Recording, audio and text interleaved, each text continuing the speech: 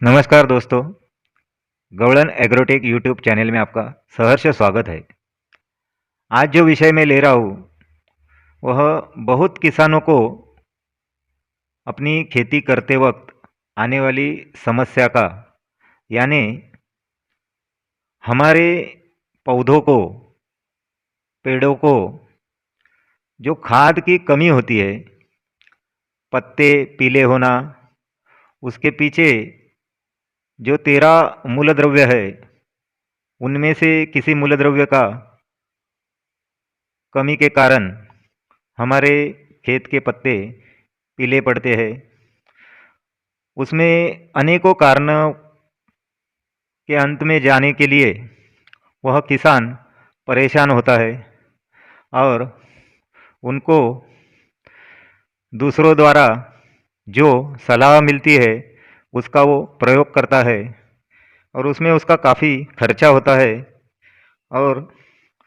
उसमें उसकी आमदनी कम होती जाती है। तो दोस्तों, आज मैं अपने भारतीय देशी गोवंश के दिए जाने वाले गोबर के द्वारा कुछ नायाब और सरल तरीके बताने जा रहा हूँ। उसमें से पहला तरीका है, हमारे देशी गोवंश का जो गोबर है तो उसका जो ताज़ा गोबर हमें मिलता है उसको हमें सूती कपड़े के द्वारा छान के, निचोड़ के, उसका जितना भी रस हम निकाल सकते हैं वह निचोड़ के अच्छी तरह निकाल के उसको फिर दोबारा अच्छी तरह छान के हमारे वेंचुरी द्वारा, ठिबक, तुषार सिंचन के द्वारा या सीधा पानी में भी हम छोड़ सकते हैं या हमारे स्प्रे पंप के द्वारा उन पौधों के ऊपर उसका छिड़काव कर सकते हैं। इससे हमें क्या फ़ायदा होगा? तो हमारे खेत में जो भी मूल द्रव्यों की, खाद की कमी है वह कमी की आपूर्ति इस गोमेय रस के द्वारा हम कर सकते हैं। इसका कोई भी दुष्परिणाम हमारे खेतों में नहीं होगा, हमारे उत्पादित प्रोडक्ट में नहीं होगा और हमें विष मुक्त अन्न और बिना खर्चे का मिल सकता है। यह एक तरीका हो गया। अब दोस्तों, मैं दूसरा जो एकदम आसान और सरल तरीका बताने जा रहा हूँ वह है, हमारे जो भारतीय गोवंश जब बाहर चरने जाती है तो वहाँ चरते वक्त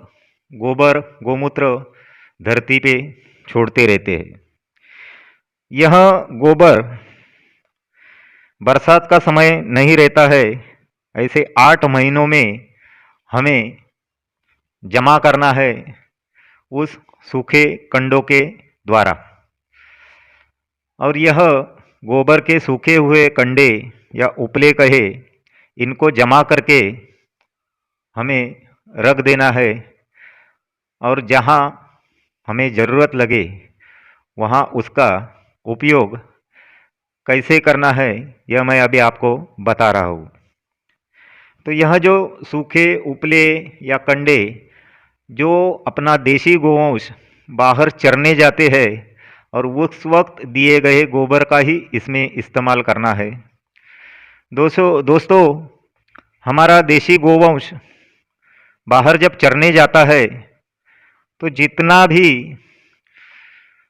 औषधि वनस्पति या चारा ही खाता है तो उसके द्वारा अनेकों मूलद्रव्य, खनिजों, मिनरल्स और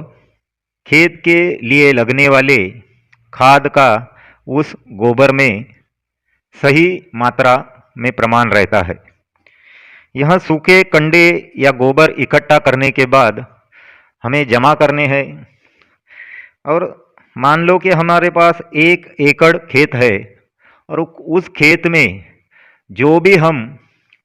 खेती करते हैं या फलों की बाग लगाते हैं तो उनको लगने वाला जो का खाद है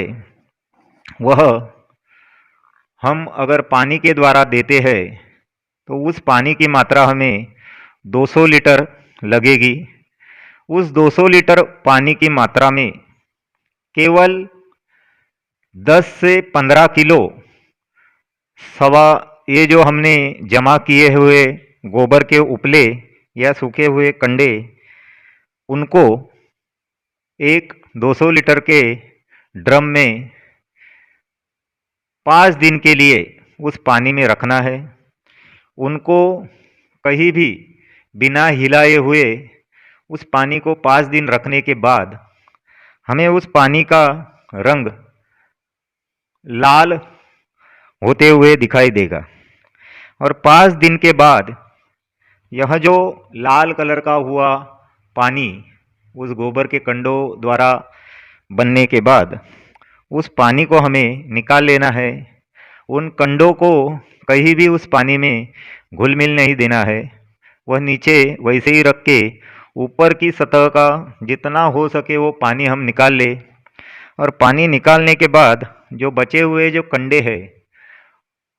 वह अच्छी तरह निचोड़ के उस पानी में मिला दे के वो जो बचा हुआ कंडों का जो मिश्रण है उसे हम वर्मी कास्ट, वर्मी कंपोस्ट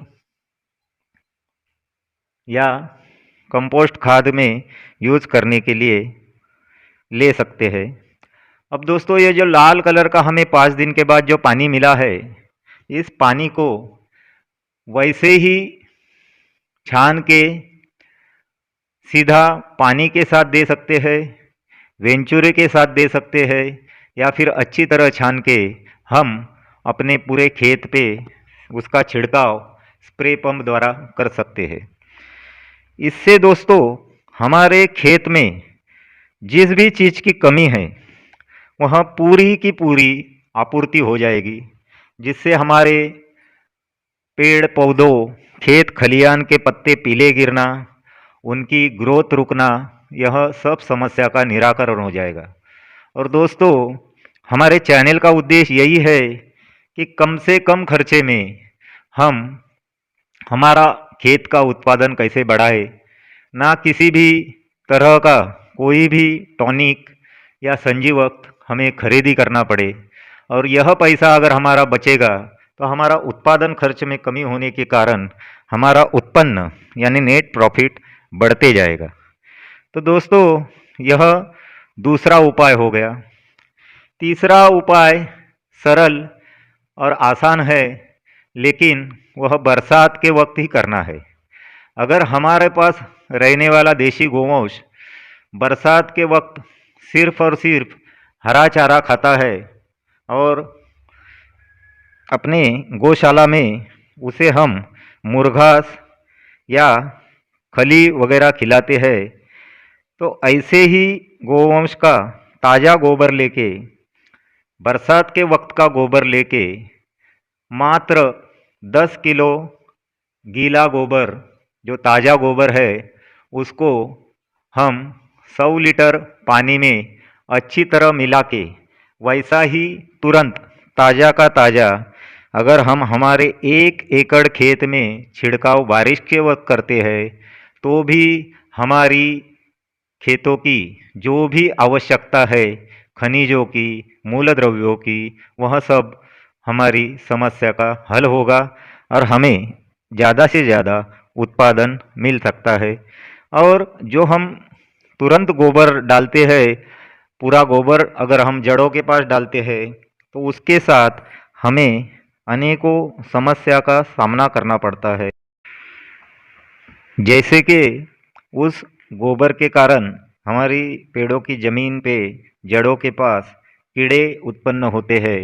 जिनमें से एक सबसे भयानक खोड़ कीड़ा है जो हमारे पेड़ों के तनों को काफ़ी नुकसान पहुंचाता है। इसके लिए हमें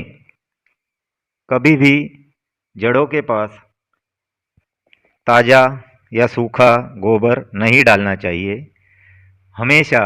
डीकम्पोस्ट किया हुआ ही गोबर डालना चाहिए और उस गोबर की मात्रा साल भर में केवल 200 से 400 किलो प्रति एकड़ इस प्रमाण से ही रहनी चाहिए। मैंने इसके पिछले भाग में भूमाता को कैसे बलवान करे यह वीडियो दिया है। अगर आप नहीं देखे रहेंगे तो उस वीडियो को देखें, तो भूमाता को कैसे बलवान करे यह आपके समझ में आ जाएगा और हम अच्छी तरह उत्पादन ले सकते हैं। अगर इस वीडियो में दी हुई जानकारी आपको अच्छी लगी तो